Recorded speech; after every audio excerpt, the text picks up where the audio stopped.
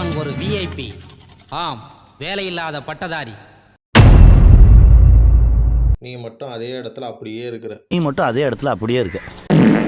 இப்போல்லாம் யூடியூப்பில் பார்க்குற வீடியோவுக்கு கமெண்ட் செக்ஷனில் அதிகமாக அன்எம்ப்ளாய்மெண்ட் பீக்குன்னு தான் அதிக கமெண்ட்ஸ் வருது. சரி, என்னதான் அவங்களுக்கு பிரச்சனை, உண்மையிலேயே அன்எம்ப்ளாய்மெண்ட் இருக்குதா, என்ன காரணம் அப்படின்னு சொல்லிட்டு உள்ளே போய் பார்ப்போம்.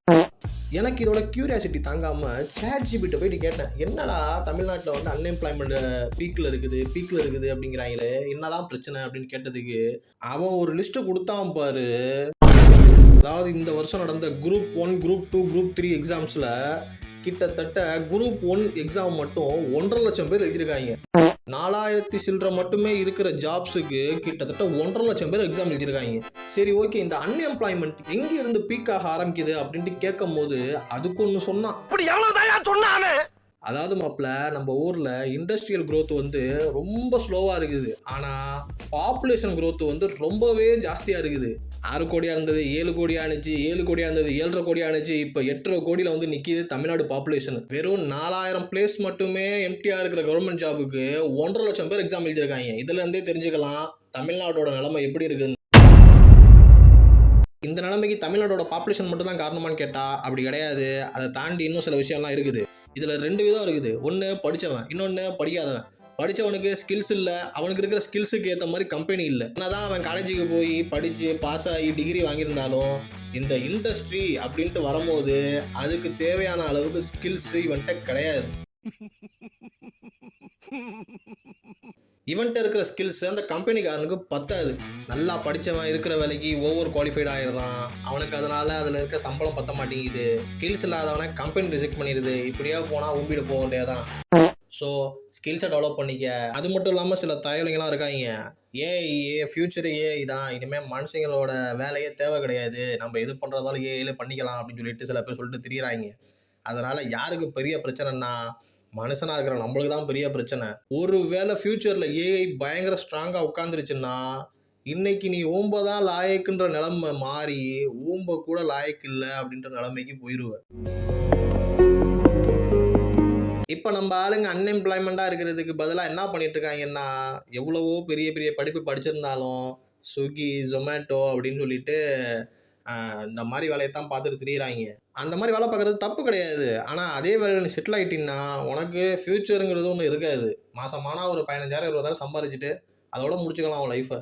அதுக்கு மேலே உனக்கு ஏதாவது ஒன்று வேணும் அப்படின்னா நீ கண்டிப்பாக உன்னோட ஸ்கில்ஸை வந்து டெவலப் பண்ணி தான் ஆகணும். எனக்கு தெரிஞ்ச வரைக்கும் ஃப்யூச்சரில் மிகப்பெரிய ரோல் பண்ண போகிறது ஏஐ தான். ஸோ ஏஐலேருந்து நம்ம எப்படி ஏர்ன் பண்ணலாம் அப்படின்ட்டு ஒரு மைண்ட் செட்டை உருவாக்கி அது மூலியமாக நீ உன்னோட ஸ்கில்ஸை டெவலப் பண்ணிக்க. அது மூலியமாக நீ காசு நிறைய சம்பாரிச்சிக்க, லைஃப்பை என்ஜாய் பண்ணி. சரி, ஓகே, இவ்வளோ பேர் வேலை இல்லாமல் இருக்காங்களே, இதுக்கு தமிழ்நாடு கவர்மெண்ட் என்ன பண்ணுச்சு அப்படின்னு சொல்லிட்டு கேட்டிங்கன்னா அவங்களால ஒன்றும் பண்ண முடியாது. கவர்மெண்ட்டால் ஒரு லிமிட்டுக்குள்ளே மட்டும்தான் பண்ண முடியும். ஏன்னா நம்ம பாப்புலேஷனுக்கும் நம்மளுக்கு இருக்கிற கடனுக்கும் இந்த கவர்மெண்ட்டு ஒன்றுமே பண்ண முடியாது. நீ கவர்மெண்ட்டை நம்பி இருந்தீங்கன்னா தலையில் துண்டா போட்டு போடா புண்டன்னு போயிட்டே இருக்க வேண்டியது தான். ஒன்றும் வேலைக்கு ஆகாதாங்க. இன்றைக்கி தேதிக்கு தமிழ்நாட்டில் காம்படிஷன் ஜாஸ்தி ஆயிடுச்சு. அது சினி ஃபீல்டாக இருக்கட்டும், சோஷியல் மீடியாவாக இருக்கட்டும், காம்படிஷன்னு அது பயங்கர ஹெவியாக இருக்குது. ஸோ ஒன்று நீ தான் பார்த்துக்கணும். எனக்கு தெரிஞ்சு இந்த பிரச்சனையிலேருந்து வெளியே வரதுக்கு ஒரு ஐடியா இருக்குது, சொல்லட்டுமா? நம்பர் 1, வதவதானு புள்ள பெற்று போடுறத ஸ்டாப் பண்ணிவிட்டு பாப்புலேஷன் கண்ட்ரோலை பண்ணணும். அது இல்லைன்னா எதுவுமே இல்லை. நம்பர் 2, ஸ்கூல்லையும் சரி காலேஜ்லேயும் சரி ப்ராக்டிக்கலாக பசங்களுக்கு நிறையா விஷயத்த கற்றுக் கொடுக்கணும்.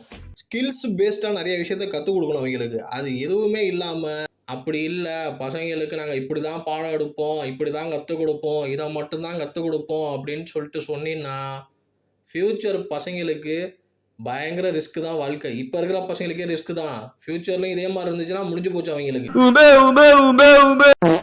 நம்பர் 3, நம்ம தமிழ்நாட்டுக்கே உரித்தான விவசாயம் பண்ணுறதையும் ஆடு மாடு வளர்க்குறதையும் கவர்மெண்ட்டே டேக் ஓவர் பண்ணி நம்ம தமிழ்நாட்டில் இருக்கிற பசங்களுக்கு, வேலை இல்லாமல் இருக்கிற பசங்களுக்கு அது மூலியமாக வேலை வாய்ப்பை நிறையா உருவாக்கி தரலாம்.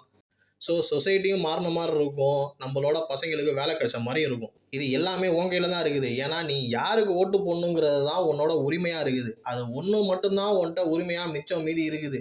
நீ அதையும் அடமானம் வச்சுட்டு திரிஞ்சின்னா உன்னையோட பெரிய தற்கூரி ஊதி எவனும் இருக்க முடியாது. ஸோ மக்களே, சிந்திச்சு செயல்படுங்க. எலெக்ஷன் டயத்தில் பெரிய பெரிய இன்ஃப்ளூயன்சர்ஸ்லாம் அரசியல்வாதிகளை பேட்டி எடுக்கிற மாதிரி வீடியோ எடுத்து போடுவாங்க. அதை பார்த்துட்டு உங்களோட மைண்டு பயங்கரமாக டைவர்ட் ஆகும். நீங்கள் ஒன்று நினச்சி வச்சுருப்பீங்க, ஆனால் அந்த நேரத்தில் வேறு ஒன்று நினைக்க தோணும். ஸோ அதுக்கெல்லாம் வழி கொடுக்காம நீங்கள் உங்களுக்கான முடிவை நீங்களே முடிவு பண்ணுங்கள். ஓகேவா? ஓகே காய்ஸ், அடுத்த வீடியோவில் நான் உங்களை பார்க்குறேன். அது வரைக்கும் ஸ்டே டியூன்ட். பாய்.